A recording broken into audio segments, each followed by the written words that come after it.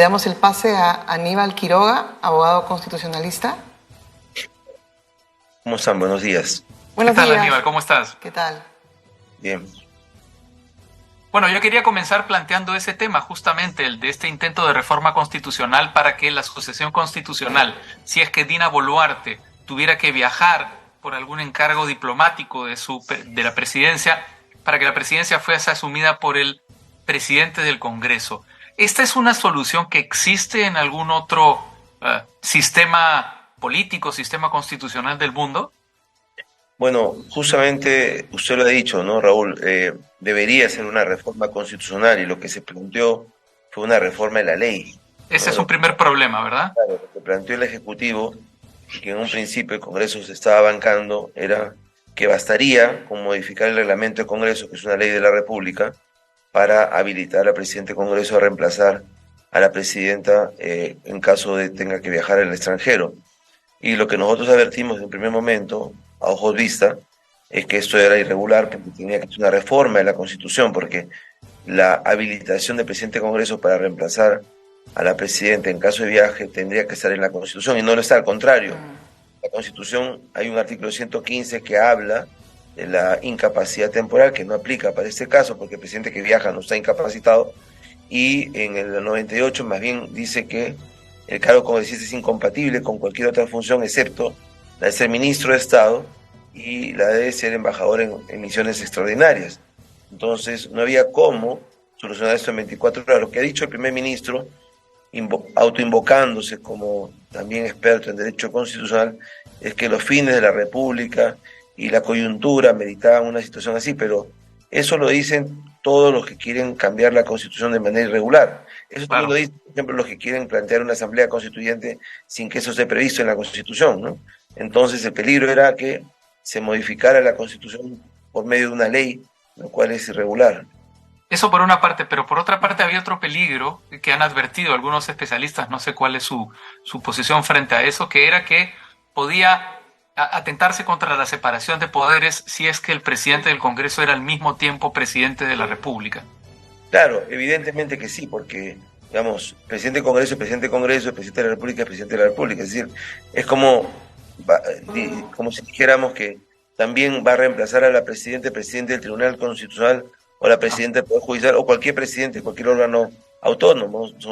Son funciones distintas. Ser ejecutivo es una cosa y ser Congreso es otra. No se tiene por qué mezclar las cosas. En el caso de que el presidente del Congreso asuma la presidencia por incapacidad, muerte, renuncia o vacancia del vicepresidente y no hay más vicepresidentes, lo que se da es una ruptura, ya deja de ser congresista y se convierte en presidente y otro presidente del Congreso, ¿no? Claro. Ahora, un elemento adicional que también se está discutiendo es que solo se puede llegar a una situación como la que está viviendo nuestro país en tiempos de crisis, es decir, una vicepresidenta que ya no tiene más vicepresidentes y que por tanto no puede delegar el cargo en nadie. Entonces lo lógico sería que ante una situación tan crítica como la que vive el país, la presidenta no se plantee la posibilidad de abandonar el país tomando en cuenta que hay tantos problemas internos. Eso es lo que yo he señalado, ¿no? Es decir, uno dice, pero entonces, ¿qué ocurre? ¿Cómo hace la presidenta para viajar? Simplemente no viaja. No viaja porque no hay una previsión constitucional, es decir, no se puede ir contra la realidad.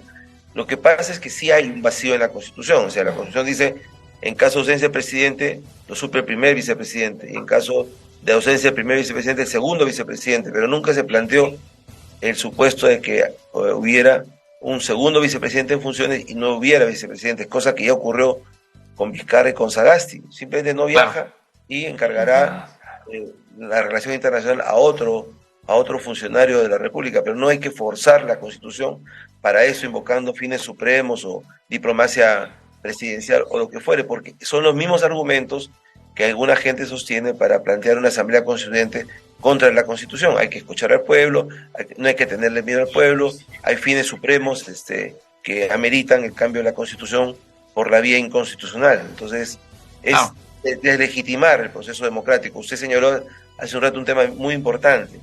La crisis del 7 de diciembre fue una crisis severa, una crisis complicada, que sin embargo tuvo, como se dijo desde un primer momento, una solución constitucional. La salida fue una salida constitucional. y por lo tanto tenemos que acostumbrarnos a que los remedios sean siempre dentro de la Constitución. Yo quería preguntar justo lo que está ahorita, digamos, en debate. El juez supremo César San Martín está evaluando si el antejuicio constitucional fue levantado correctamente al expresidente Pedro Castillo, y su defensa dice lo contrario, y eso haría que él consiga libertad con comparecencia. Para usted, el levantamiento del antejuicio constitucional, que duró un día y no 20 días, como dice el artículo 89 del reglamento del Congreso, ¿fue correcto? Sí, porque estaba en una situación de flagrancia, ¿no? Digamos, el tema del levantamiento del fuero presidencial o fuero especial que establece el artículo 99, se plantea la hipótesis de un antejuicio, es decir, antes del juicio ordinario en el Poder Judicial, los funcionarios del artículo 99 tienen derecho a que esto sea revisado por el Congreso en lo que se llama un juicio de negatividad, es decir, que no sea una persecución política, que no sea un tema de odio, que no sea un tema racial, que no sea un tema puramente político y que tenga un contenido penal. Pero claro, ¿qué pasa cuando el funcionario del 99 fue encontrado en flagrancia? Han habido dos antecedentes de los cuales uno se lo puedo citar. Antes del golpe de Fujimori, en los años 90, un diputado de Acción Popular, un domingo por la tarde en el Cusco, dio muerte a un policía. Después de una borrachera, discutieron, sacó su pistola y le encerrajó un tiro en el estómago y lo mató en el acto. En ese acto el diputado fue detenido, puesto en la comisaría, y al día siguiente un avión temprano se le trajo a Lima. Se le puso en la tarde a disposición del Senado y en la tarde el Senado le levantó el fuero. Fue juzgado, fue condenado, válidamente condenado, y creo que hasta ahora cumple condena por ese crimen. Es decir, cuando hay un estado de flagrancia, significa que la presunción de inocencia se reduce al mínimo, porque la presunción es una ficción. Yo tengo que presumir que la persona es inocente hasta que no tenga pruebas de lo contrario, ¿no? Pero cuando hay un estado de flagrancia, la prueba es evidente. Como dijo Raúl hace un rato, todos vimos y todos escuchamos lo que se dijo en televisión ese día. Entonces, ¿qué más prueba va a haber en un debate congresal respecto a si ocurrió o no ocurrió lo que todos vimos que ocurrió? No es lo mismo que una persona sea acusada por algo que ni a usted ni a mí nos consta y que hay que reproducir medios probatorios para reconstruir históricamente lo que se dice que ocurrió, y otra distinta es que todos a nivel nacional e internacional tengamos evidencia de lo que ocurrió. Entonces, no hay mucho que discutir en ese caso. Se trata de un delito común, está previsto en el Código Penal, hay una acusación del Ministerio Público y por lo tanto el privilegio, porque es un privilegio el 99, desaparece y tiene que levantarse el fuero para que sea juzgado por la justicia ordinaria. De hecho, esto ya ha sido validado en primera instancia por el juez supremo. Los mismos argumentos que usted señala fueron dados ante el juez supremo, que no le hizo caso, y entendemos que ahora la Corte Superior, en la Corte Suprema, porque mantiene el privilegio de ser juzgado al interior de la Corte Suprema, también validará eso, ¿no? Claro, porque digamos, hay un problema que arrastra nuestro sistema jurídico, o digamos, arrastran las personas que interpretan y aplican nuestro sistema jurídico, que es el de la literalidad, ¿no? Y hay principios generales del derecho que deben considerarse, que deben aplicarse en casos como este, y uno de ellos es que no existen derechos absolutos en nuestro sistema jurídico. Claro, además de eso, Raúl, el artículo 99 es un privilegio, no es un derecho, ¿no es cierto? Hacer un privilegio tiene que ser mirado de la manera más restrictiva posible en los supuestos absolutamente claros. Entonces, ¿qué cosa dice el 99? El presidente de la República, los congresistas, los ministros, tienen derecho al antejuicio antes de que se procese una denuncia ante el Poder Judicial. Esto para saber justamente si esa denuncia tiene o no tiene un contenido penal. Pero en un caso de flagrancia, como el del homicidio que ya cité, o la violación que ocurrió en el Congreso, que justamente el congresista se escapa durante 4 días para evitar la flagrancia que dura 48 horas, o ante haber visto todos en televisión este golpe de Estado, ¿qué cosa se va a reproducir en el Congreso? ¿No ocurrió? ¿Sí ocurrió? ¿No vimos lo que vimos? Fue una... Claro, o sea, llegaríamos a una situación de... ¿no? Llegaríamos a una situación de un profundo... Sí, no, lo que decía, perdón, llegaríamos a una situación de un profundo absurdo jurídico, es decir, tendríamos un presidente que le da un golpe de Estado al país y que durante 20 días está sometido a un antejuicio, pues que sería un disparate, ¿no?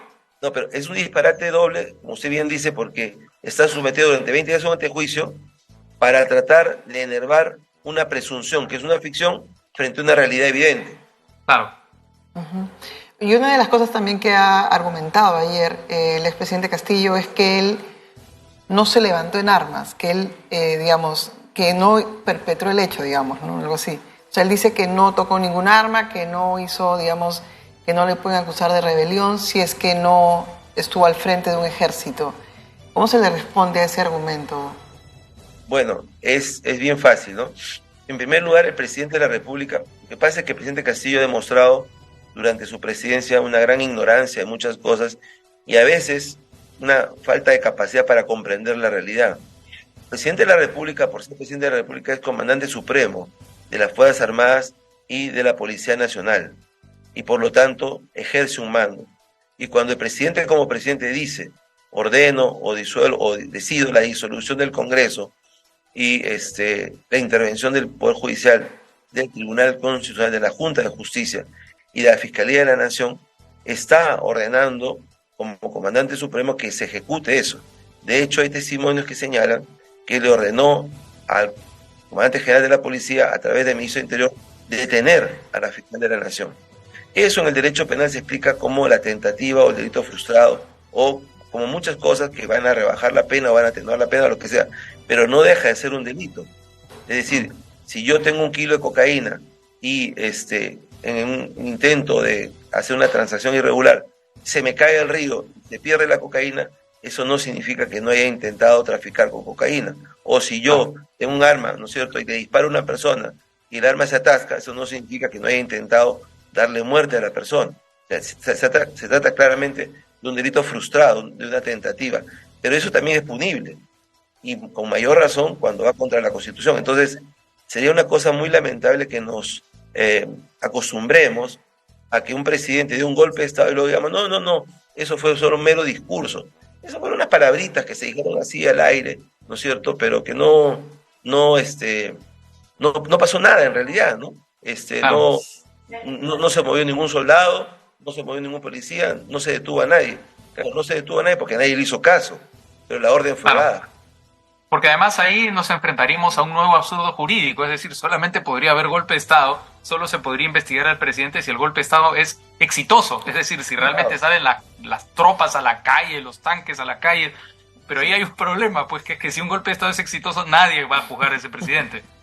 Exactamente, ¿no? Yo creo que la defensa de Castillo ayer es una defensa absurda, ¿no? Es la defensa de todos los que, digamos, son responsables y tratan de minimizar o tratan de eludir, digamos, la discusión principal. Ese ha sido su argumento principal, es victimizarse y declararse en perseguido político, ¿no? Pero no, digamos, eso, o sea, si fuera un hecho oculto, si fueron planes que se hicieron y que recién los estamos conociendo, digamos, daría lugar a la discusión, pero no lo que hemos visto. O sea, lo ha visto usted, lo ha visto nosotros, lo he visto yo, lo ha visto la opinión pública. Se puede repetir eso cuantas veces quiera con el video, está ahí de manera clara y concreta, ¿no? Siempre ha habido, desde los años 70, el intento de establecer un plan verde, el intento de crear una democracia de baja intensidad, una dictadura blanda para, digamos, someter a la república, ¿no?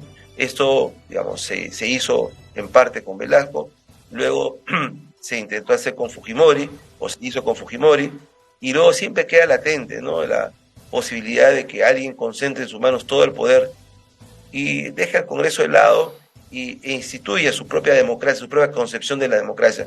Las palabras de Castillo ese día, el 7 de diciembre, no son muy distintas, y lo han analizado mucha gente, a las que dijo Fujimori el 5 de abril del año 92, y la intención no era muy diferente tampoco. Lo que pasa es que fracasó, felizmente, porque los resortes democráticos se activaron de inmediato, en 2 horas, como bien dijo Raúl, pero claramente su discurso es un discurso golpista y constituye un delito conforme al Código Penal. ¿Por qué hay tanta gente que no se da cuenta o no quiere reconocer que esto fue un golpe de Estado? No hemos terminado de comprender la importancia de vivir en un Estado de Derecho y todo es básicamente instrumental. Bueno, yo creo que la base de todo esto es la ausencia de partidos políticos. Lo segundo es nuestra gran informalidad que se traslada a la política, esta suerte de falta de institucionalidad que dice, bueno, dio un golpe, pero como fracasó, entonces mejor que no sea golpe, ¿no? Cometió un delito, pero como ha sido presidente, mejor que se vaya al extranjero, ¿no? Claro. Claro, está en la calle vendiendo cosas, pero como tiene que trabajar, que lo haga, ¿no? Hace manifestaciones violentas, destruye la propiedad, pero es una protesta social, y la protesta social no hay que criminalizarla. Entonces, cuando la gente empieza a relativizar las reglas básicas de la convivencia, entonces todos estamos muertos, no tiene sentido la democracia. O sales a la calle a ayudar a alguien que estaba, te pones de rodillas a ayudar a alguien en la puerta, como fue el caso del señor Edgar Prado en Ayacucho, y te disparan y te matan y no pasa nada. Digamos, estamos en un momento muy difícil digamos, sí, eso, es verdad. No, yo no lo digo por usted, lo digo en general.